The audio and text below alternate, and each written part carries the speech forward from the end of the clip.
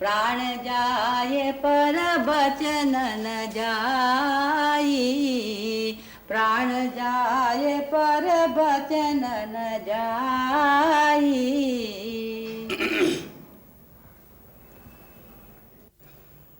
अरे वृंदा, तेरी मूछ।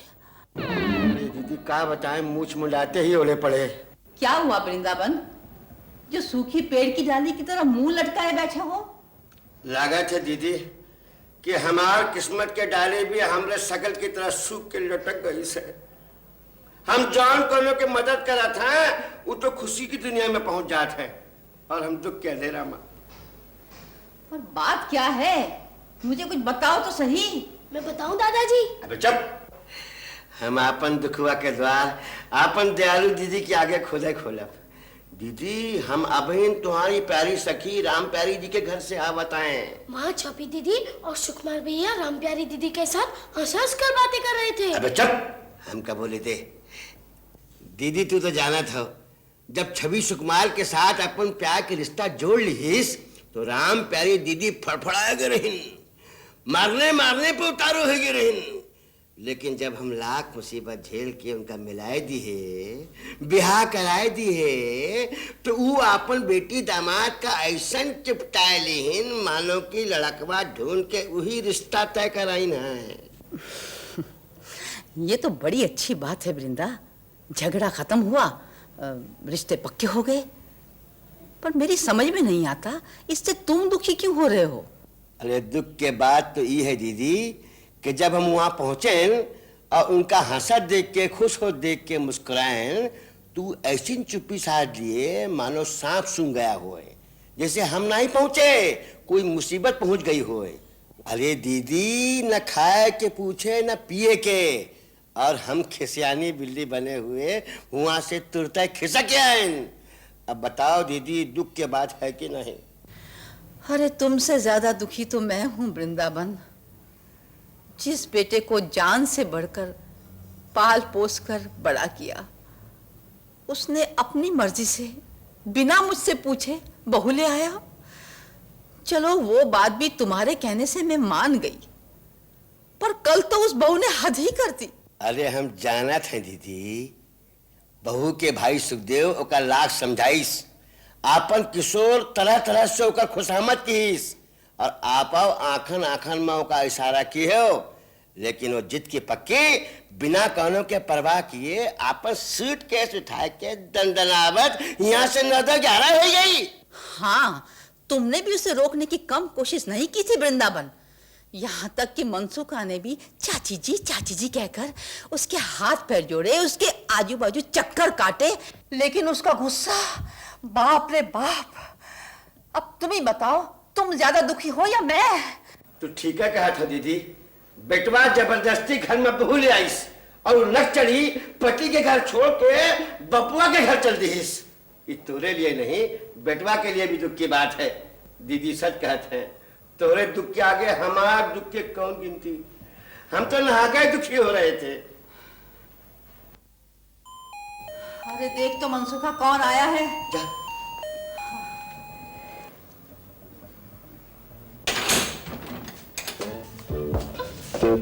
मिस्टर सुखदेव शर्मा इन। आप कहाँ गिटपिट कर रहे हैं? हम कुछ समझे नहीं। स्टूपिड, हमने पूछा सुखदेव शर्मा घर में है? ओह, सुखदेव शर्मा। कहा है बचवा, कौन है? बाप रे, का लिबास चढ़ाए हो? ये घर में ये लिबास नहीं चलत। के का पूछा था मेरे साहेब? एक स्टूपिड काफी नहीं था जो दूसरे से सर फोड़ना पड़ेगा। इस घर में कोई क्या समझदार इंसान नहीं रहता? अरे वृंदा, कौन है ये? किससे मिलना है आपको? I want to meet mister Sukhdev Sharma. हाँ? मैं मिस्टर सुखदेव शर्मा से मिलना चाहती हूँ। क्या काम है उससे? मुझे उससे कोई काम नहीं, उसे मुझसे काम है। उसने मुझे इस घर में बुलाया है। ओफो, आप लोगों में इतनी कर्ज नहीं कि मेहमानों को अंदर आने के लिए कहे। मैं यहाँ खड़े खड़े थक गई हूँ। ऐसी कोई बात नहीं है बेटी, आओ आओ बेटी आओ, बैठो। Bad house. आप सुखदेव शर्मा की कहाँ लगती हैं? मैं वैसे मैं इस सुखदेवा की कौन लागत है, तू है बताओ। स्टूपिड, मैंने तुमसे नहीं पूछा। स्टूपिड तो मैं हूं जो तुम लोगों से अच्छे मैनर्स की उम्मीद करती हूँ। मेरी तो समझ में नहीं आता कि सुखदेव तुम लोग के साथ रह कैसे पाता है। लगता है तुम पढ़ी लिखी तो हो, पर बड़ों के साथ कैसे बात करना ये तुम्हें सिखाया नहीं गया है। तुम शांति से बैठो, फिर जो कहना हो सो कहना। मैं तुम्हारे लिए पानी लेकर आती हूँ। अरे ठहरे ठहरे दीदी, जाने मन सुखा, मैम साहब के लिए पानी लेके आओ, चलो। अभी लाया दादाजी। नाम क्या है तुम्हारा? सुनीता। ओफो, दिस इज टू मच। सरासर मेरी तौहीन है, माय इंसल्ट। अच्छा, नाम पूछना भी तभी ना मैम साहब। लागत है दीदी की ये मैम साहब दूसर दुनिया की हैं। मुझे बुलाकर खुद गायब है। आई विल सी हिम, मैं देख लूंगी उसे। अच्छा, अब तक देखा नहीं जो देखोगी। ये लीजिए गिटपिट मैम साहब, पानी। क्यों स्टूपिड, इतना जरा सा पानी में मेरा प्यास बुझेगा? जाओ और लेकर आओ। मैम साहब, ये चुल्लू भर पानी है, शर्म से डूब मरने के लिए। क्यों स्टूपिड, क्या कहा तुमने हमको?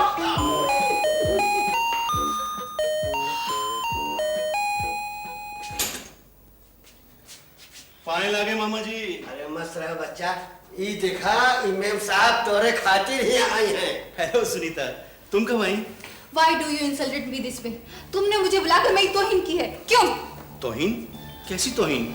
सुनीता, ये घर है, यहाँ पर चीख कर बात नहीं की जाती। My foot! मुझे मालूम है यहाँ कैसे लोग रहते हैं जिसे बोलने, बात करने और पूछने की तमीज नहीं है। चुप रहो सुनीता, मुझे तुमसे ये उम्मीद नहीं थी। What do you mean? तुम्हें मुझसे क्या उम्मीद थी? कैसे जाहिल लोगों से मैं हंस के बात करूंगी? हाँ? बेटा सुखदेव, जरा सुनो। क्या चक्कर है, हमका भी तो समझाओ। मामा जी, ये बुरी लड़की नहीं है, पता नहीं आज ऐसे क्या हो गया। क्या कहा था, आज ऐसा हो गई है? अरे बेटा, हमका तो लगा था कि मामला जन्मय से झोल जा रहा है। तू काहे फोकट में कर नखले पाला था बेटा? What is this Sukhdev? मैं तुमसे मिलने आई और तुम सड़े हुए आदमी से बात कर रहे हो? लगा था बेटा, हमसे तो हर बात करना ही का नहीं पचा। अरे हमका जल्दी से मामला समझा दियो, हम तोरा टेढ़ा मसला फौरन सुलझाएंगे। कहा ना मामा जी, सुनीता बहुत अच्छी लड़की है, आप इसकी बातों पे मत जाइए। हम समझ गए कि नक्चड़ी तो का भाग गई है।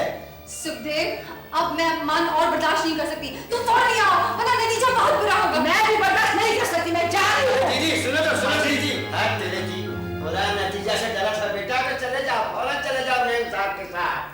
हमको का बात ना समझे।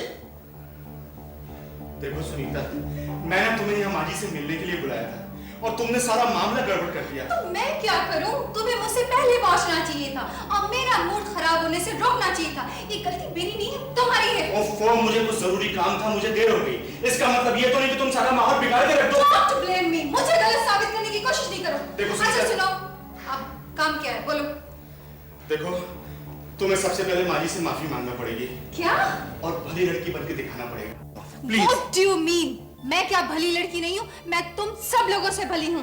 देखो, अगर तुम इस तरह से अकड़ती रही तो कोई फायदा नहीं है। सुनीता, हमारा सारा प्लान मांझी की खुशी के ऊपर निर्भर करता है और मांझी के आशीर्वाद के बिना मैं कुछ नहीं करूंगा। सुनो, मैं माजी से मिल चुकी हूँ और माजी भी मुझसे मिल चुकी है। हम एक दूसरे को अच्छी तरीके से समझ चुके हैं। अब बोलो आगे क्या करना है? हाँ? ओफो, मेरी समझ में नहीं आता, तुम्हें किस तरह से समझाऊं?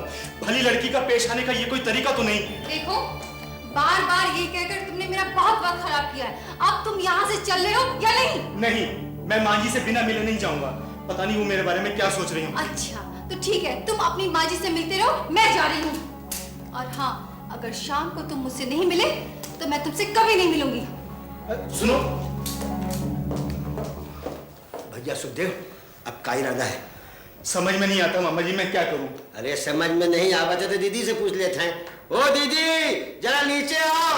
वो नक्चड़ी खिसियाए के खिसक गई है और अपन बचवा का उलझन में फंसा के गई है। अरे सुना था दीदी, अरे नीचे आओ ना। अरे सुखदेव बेटा, तू ये उलझन छोड़ ही दे तो अच्छा है। अभी से उसका ये हाल है तो बाद में क्या होगा? अरे किस चिंता में खो गया? क्या बात है? कुछ नहीं माँ जी, मैं सुनीता के बारे में नहीं सोच रहा, मैं किसी और बात के बारे में सोच रहा था। क्या सोच रहा है? दरअसल वो जो मेरा बिजनेस वाला काम है उसमें कुछ दिन और लगेंगे और फिर बहन के घर में ज़्यादा रहना अच्छी बात भी नहीं है। मेरा एक दोस्त है सुनील, बहुत दिनों से अपने साथ रहने के लिए कह रहा है। अगर आप कहें तो मैं शाम को। सुखदेव, तू मुझे सिर्फ अपनी बहन की सास ही समझता है? नहीं माँ जी, मैंने हमेशा आपको माँ का सम्मान ही दिया है। तो फिर ऐसी बात मुंह से क्यों निकाल रहा है? ये तेरी बहन का घर बाद में है, पहले ये मेरा घर है। और एक माँ के घर में बेटा कभी पराया नहीं होता। वाह दीदी, क्या बात कही है तू ये कह के हमारे दिल की बोझ हल्का कर देती थी। दीदी हम सच कहते, तुम्हारी दीदी नहीं हमारी माँ संभालो। अरे मनसुकार, दिल के बोझ हल्का हो गया रे बेटा। चल बाहर घूम के आओ। दादाजी कुछ पैसे वैसे हैं क्या जेब में? अरे ये तुम दोनों एक दूसरे के खूब काम आते हो। जा जा भाग। अरे किशोर बेटा, ऑफिस से आ गए? हाँ मामा जी, आप लोग कहीं बाहर जा रहे हैं? नहीं, यूं ही जरा मटर कश्ती करने। हाँ? दादाजी के मन का बोझ हल्का हो गया ना। मन का बोझ? अरे बेटा, ये तो चुलबुलापन करत है, एक बात पर ध्यान मत दियो। चल रे। आइए जीजा जी। आ गया बेटा? हाँ माँ। थक गया होगा। मैं तुम दोनों के लिए चाय नाश्ता लेकर आती हूँ। बैठो तुम दोनों। बैठिए। देखा सुखदेव, इस उम्र में माँ को ये सब कुछ करना पड़ता है। अगर रमा को यहाँ रहना नहीं था तो शादी करने की जरूरत क्या थी? धीरे धीरे रमा को सब समझ आ जाएगी जीजा जी, आप बिल्कुल चिंता मत करिए। क्या तुम्हारे पास उसकी कोई खबर आई? नहीं, आज रात में उससे फोन पे बात करने की कोशिश करूंगा। हाँ, कुछ देर पहले यहाँ सुनीता आई थी। अच्छा, यहाँ किस लिए? मैंने उसे माँ जी से मिलने के लिए बुलाया था। सारा मामला गड़बड़ हो गया, वो यहाँ से झगड़ा करके चली गई। सुनीता तुनक मिजाज जरूर है, लेकिन दिल की बुरी नहीं। मैं उसे समझा लूंगा। आप तो जानते हैं जीजा जी, सुनीता की वजह से मैं यहाँ किसी न किसी बहाने से रुका हुआ हूँ। ऐसा कितने दिन चलेगा? अरे भाई, तू फिक्र ना कर, एक बार तो उससे दोबारा तो मिल ले। ठीक है।